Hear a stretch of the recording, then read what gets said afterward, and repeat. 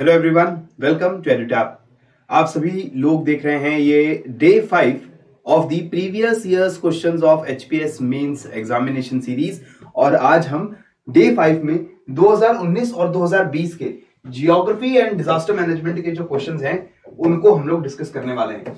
हमने last day यानी day 4 को आपके साथ 2018-2019 के जियोग्राफी और डिजास्टर मैनेजमेंट के कुछ क्वेश्चंस डिस्कस किए थे, उनके इंडिकेटिव आंसर्स डिस्कस किए थे। आज हम 2019 और 2020 के जियो एंड डीएम के क्वेश्चंस को डिस्कस करेंगे। सबसे पहले let us look at the question number 1। 2019 में पूछा गया 8 मार्क्स का क्वेश्चन है, explain the factors responsible for the distribution of sugar industry in India. Syllabus अगर आप देखते हो जीएस 1 का, उसमें यूनिट 2 सब यूनिट 2 वहां पर आपको बताया गया है कि इंडिया के अंदर सेटलमेंट्स इंडस्ट्री के ऊपर आपसे क्वेश्चन पूछे जाएंगे और इसमें शुगर इंडस्ट्री से जुड़ा हुआ एक क्वेश्चन से पूछा गया। लास्ट 3-4 सालों के अंदर इंडस्ट्री से जुड़ा एकमात्र क्वेश्चन जो है वो यही पूछा गया रिलेटेड टू शुगर इंडस्ट्री। और क्वेश्चन बहुत सिंपल है, एक्सप्लेन करने हैं वो factors which are responsible for the distribution of sugar industry in India. Sugar industry Bharat में किस तरीके से डिस्ट्रीब्यूटेड है, उसको इन्फ्लुएंस करने वाले फैक्टर्स कौन से हैं, वो फैक्टर्स पूछे गए यहाँ पर। और फैक्टर्स मैंने स्ट्रेट फॉरवर्ड लिख दिए। सबसे पहले मैंने शुगर इंडस्ट्री को थोड़ा इंट्रोड्यूस कर दिया है कि sugar industry is a raw material oriented industry. Cotton textiles के बाद अगर एग्रो बेस्ड इंडस्ट्रीज में देखें तो शुगर इंडस्ट्रीज भारत की दूसरी सबसे बड़ी इंडस्ट्री बन जाती है। इसके बाद जो शुगर मिल्स हैं वो ज्यादातर उन एरियाज के अराउंड रहती हैं जो शुगर केन प्रोड्यूसिंग एरियाज हैं, शुगर केन प्रोड्यूसिंग बेल्ट्स हैं, वहां पर जो इंडस्ट्री है कॉन्सेंट्रेट होती है। और उसके फैक्टर्स कौन से हैं, वो फैक्टर्स मैंने एक एक करके यहां लिस्ट डाउन कर दिए। The major factor is that sugar industry is exclusively based on sugar cane and sugar cane is a weight losing raw material, weight losing crop है। और वेट लूजिंग होने की वजह से ज्यादा टाइम ट्रांसपोर्टेशन के ऊपर स्पेंड नहीं किया जाता। इसके कारण जिन एरियाज में शुगर केन ग्रो होती है उन्हीं एरियाज के आसपास आपके शुगर मिल्स की कंस्ट्रक्शन होती है, एस्टैब्लिशमेंट होती है, ताकि शुगर केन को लॉन्ग डिस्टेंस जो है ट्रांसपोर्ट ना करना पड़े। क्योंकि अगर लॉन्ग डिस्टेंस ट्रांसपोर्ट करेंगे तो जो सुक्रोज का लेवल है शुगर केन के अंदर वो डिक्लाइन होगा। इसीलिए मैप के थ्रू भी आप दिखा सकते हो कि most of the sugar mills and sugar industries they are located either in the Ganga belt, जो उत्तर प्रदेश, वेस्टर्न उत्तर प्रदेश, ईस्टर्न उत्तर प्रदेश की बेल्ट है, और उसके बाद जो सदर्न बेल्ट है जहां पर हम महाराष्ट्र की बात करते हैं, ब्लैक कॉटन सॉइल वाली जो बेल्ट है, वहां पर शुगर केन प्रोडक्शन अच्छी होने की वजह से again these are the two basic areas where the sugar industry is concentrated in our country. और उसका मेन फैक्टर क्या है, availability of sugar cane.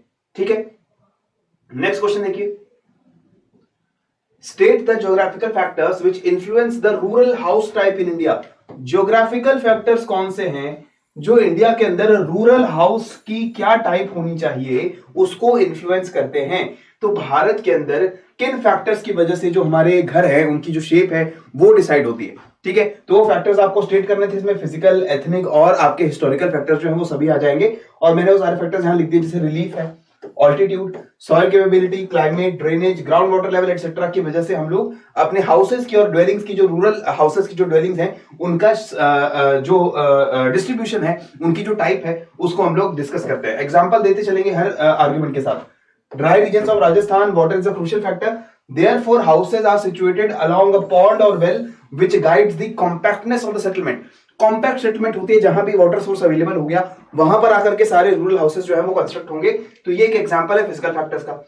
Ethnic and cultural factors देखिए तो due to aspects of caste and ethnicity जो fragmented holdings बनती हैं, fragmented जो विलेजेस के सेटलमेंट्स बनते हैं, they are because of the divisions of caste और एथनिसिटी और रिलीजन। ठीक है, और उसके बाद हिस्टोरिकल और डिफेंस फैक्टर्स अगर हम देखें तो पास्ट में नॉर्थ वेस्टर्न प्लेन्स के जो रीजन्स हैं वहां पर जितने भी रूरल हाउस टाइप्स हैं they have faced a lot of invasions in the past। और सिक्योरिटी पॉइंट ऑफ व्यू से भी ये जो सारे विलेजेस होते हैं they are located quite compactly and near to each other। तो ये सारी चीजें जो हैं these are the factors which influence the distribution or the type of the rural settlements in India। ठीक है, नेक्स्ट क्वेश्चन देखते हैं। Question number 3, highlight various characteristics of monsoon rainfall India. Very simple question है, आपको ये question पूछा गया था 2019 में 8 नंबर के लिए। तो मॉनसूनल रेनफॉल जो है इंडिया की, उसकी क्या कैरेक्टरिस्टिक्स होती हैं, एक एक करके वो सारी कैरेक्टरिस्टिक हम जीएस के अंदर पढ़ते हैं, वो आपको लिस्ट डाउन करने की सीजनल नेचर होता है। ठीक है, रिलीफ और टोपोग्राफी से इन्फ्लुएंस होती है रेनफॉल की, कहां ज्यादा होगी कहां कम होगी। एग्जांपल्स के थ्रू आप दिखाएंगे कि नॉर्थ ईस्टर्न स्टेट्स के अंदर जो ज्यादा रेनफॉल होती है that is because of topography, western Ghats में जो ज्यादा रेनफॉल होती है that is because of topography. Influence of marine bodies, जो मॉनसूनल रेनफॉल है उसमें जितना दूर आप ओशन से जाते हो उतनी कम रेनफॉल होती है। तो इसका मतलब जो नीचे Arabian Sea, Bay of Bengal है और जो इंडियन ओशन है उसका स्ट्रॉन्ग इन्फ्लुएंस होता है हमारे मॉनसूनल रेनफॉल के पैटर्न के ऊपर। फिर आता है ब्रेक्स इन मानसून। ये एक बहुत इंपॉर्टेंट कैरेक्टरिस्टिक है कि पूरे मानसून सीजन में जो रेनफॉल है वो कंटिन्यूअस नहीं होती है। There are a spell of dry weeks, बीच में 1-2 हफ्ते जो है वो ड्राई जाते हैं जब रेनफॉल बिल्कुल नहीं होती, आसमान साफ रहते हैं, तो उसको हम बोलते हैं ब्रेक्स इन मानसून। ठीक है, okay.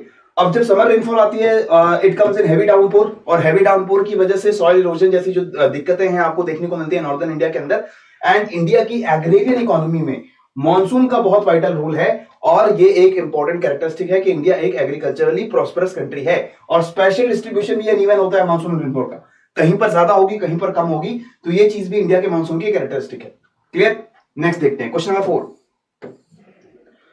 Discuss various measures for the development of drought prone areas of India. Bharat के जो ड्रॉट प्रोन एरियाज हैं उनके डेवलपमेंट के लिए क्या मेजर्स होने चाहिए। अब ये क्वेश्चन थोड़ा सा आपको लगेगा एनालिटिकल क्वेश्चन है, लेकिन इंडिया की सरकार के द्वारा एक drought prone area development programme चलाया जाता है, drought prone area development programme. अगर इस प्रोग्राम को ही आप पढ़ लेते, अगर आपको इस प्रोग्राम के बारे में ही पता होता, तो इसके अंदर जो मेजर्स हैं वो मेजर्स आप स्ट्रेट फॉरवर्ड यहां पर लिस्ट डाउन करके आते। तो सबसे पहले तो आप बताओगे कि ड्रॉट होता क्या है, ड्रॉट की डेफिनेशन देंगे।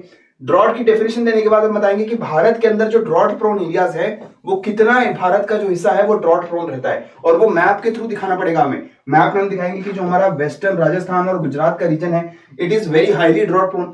उसके बाद जो हमारी साथ की जो बेल्ट है, सेंट्रल मालवा प्लेटू वाला जो रीजन है, और जो लोअर गंगा बेल्ट वाला जो रीजन है that is also drought prone.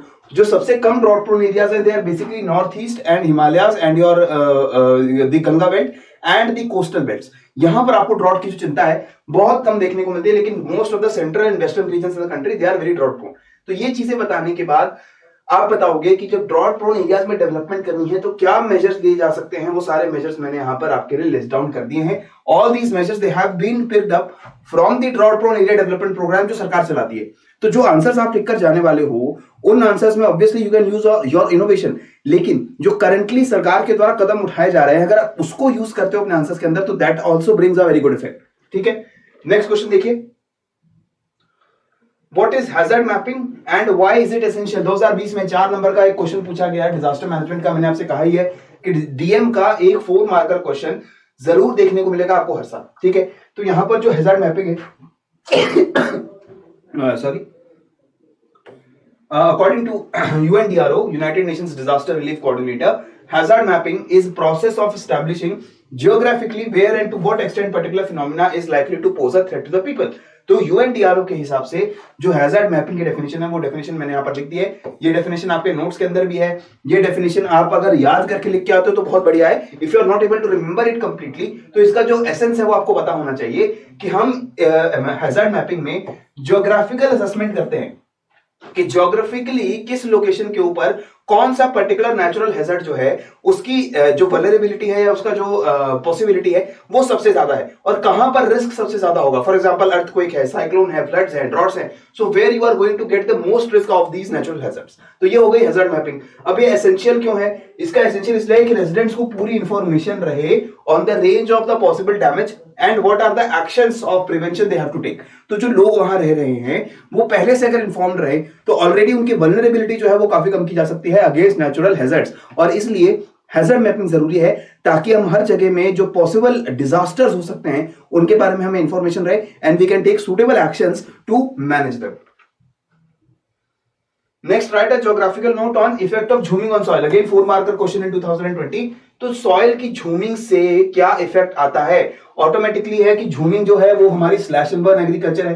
तो पहले मैंने झूम कल्टीवेशन को यहां पर डिफाइन करूंगा।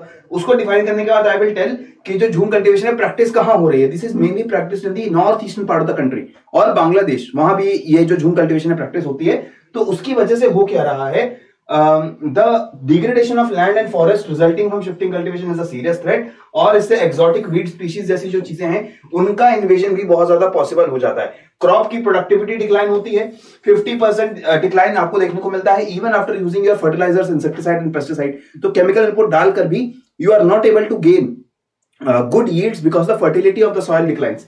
Next, 100 to 200 metric tons of topsoil per hectare वो रिमूव हो जाती है because of the jhuming cultivation. This results in soil degradation, land degradation. क्योंकि झूमिंग कल्टीवेशन में you will clear the vegetation first, और उसमें जो सॉइल है वो इस तरीके की सॉइल नहीं होती that can hold it together. और इस वजह से जब भी रेनफॉल होगा या आप इरिगेशन करोगे वहां पर, तो सॉइल का जो टॉप सॉइल का जो हिस्सा है वो बहुत बड़ा हिस्सा इरोड ऑफ हो जाएगा. इसी दौरान झूम कल्टीवेशन की वजह से अगर आप हिली एरियाज में झूम कल्टीवेशन करते हैं, it can also lead too much more soil erosion, eventually landslides and even the silting. जो सिल्टिंग होती है आसपास की वाटर बॉडीज में, वो भी आपकी बढ़ जाती है बिकॉज ऑफ झूम कल्टीवेशन. ठीक है, तो ये सारे इंपैक्ट्स हैं जो सॉइल के ऊपर होते हैं because of the jhuming cultivation. Next 8 marker question पूछा गया 2020 में about very straight forward question, comparative study of the islands of Bay of Bengal and Arabian Sea. अब भारत के दो मेजर आइलैंड ग्रुप्स जो है उसमें बे ऑफ बंगाल में आपका अंडमान निकोबार आता है और अरेबियन सी में आपका लक्षद्वीप आता है. दोनों ही आइलैंड्स की कंपैरिजन आपको करनी थी. पहले ज्योग्राफिकल करेंगे कि जो अंडमान निकोबार आइलैंड्स है वो हिमालयस की एक जियोलॉजिकल एक्सटेंशन है and it is much larger in area as compare to Lakshadweep. इसके अलावा जो हमारा अंडमान निकोबार है, it has volcanic islands, right. Volcanic islands है, हिली टेरेन है. और जो लक्षद्वीप है, it has no volcanic islands, it is a coral formation. Coral formation. इस वजह से यहां पर कोई आपको माउंटेन्स या हिल्स ऐसी चीजें देखने को यहां पर नहीं मिलती है. ठीक है, इकोनॉमिक कंपैरिजन फिर कर लेते हैं. इकोनॉमिक कंपैरिजन देखें तो अंडमान निकोबार आइलैंड्स के अंदर rice is the main crop. Tropical fruits वहां पर ग्रो होते हैं एंड स्मॉल स्केल के ऊपर ही वहां पर जो है हॉर्टिकल्चर उसको प्रैक्टिस किया जाता है. कोकोनट, अरेका नट वो मेन कैश क्रॉप्स हैं जो निकोबार आइलैंड ग्रुप में ग्रो की जाती है. लक्षद्वीप आइलैंड्स में अगर हम देखें तो coconut is the only major crop. Pulses and vegetables बहुत स्मॉल लेवल पे सब्सिस्टेंस के लिए जो है यूज की जाती हैं, ग्रो की जाती है. And fishing is the main occupation. Fishing is the main occupation of the economic activity that is practised by the people. Cultural comparison में भी हम अंडमान निकोबार को अगर देखें तो ट्राइबल ग्रुप्स वो डोमिनेट करते हैं अंडमान की पॉपुलेशन को एंड उनकी अपनी डिस्टिंक्ट लैंग्वेज है, कल्चर है. लेकिन अगर हम लक्षद्वीप की बात करते हैं तो मेजॉरिटी ऑफ जो पॉपुलेशन है it is scheduled as scheduled tribe, but it belongs to the Muslim religion, Islam religion, and the languages they spoke is Malayalam. And these Lakshadweep inhabitants, they are not as tribal, as primitive जैसे हमें अंडमान निकोबार में देखने को मिलते हैं.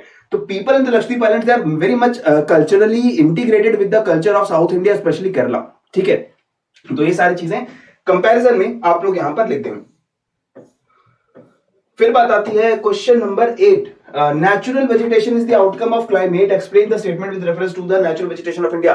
तो हम हमेशा ये पढ़ते हैं कि क्लाइमेट की वजह से नेचुरल वेजिटेशन जो किसी भी एरिया की है वो सबसे ज्यादा इन्फ्लुएंस होती है, राइट. सो इस क्वेश्चन के अंदर हमें इंडिया की नेचुरल वेजिटेशन का एग्जांपल देकर के ये दिखाना है कि क्लाइमेट चेंज होने से किस तरीके से वेजिटेशन में चेंज हमें देखने को मिलता है and that can only happen through examples. तो वहां पर मैंने कहा कि इंडिया में नेचुरल वेजिटेशन की ग्रेट वैरायटी है.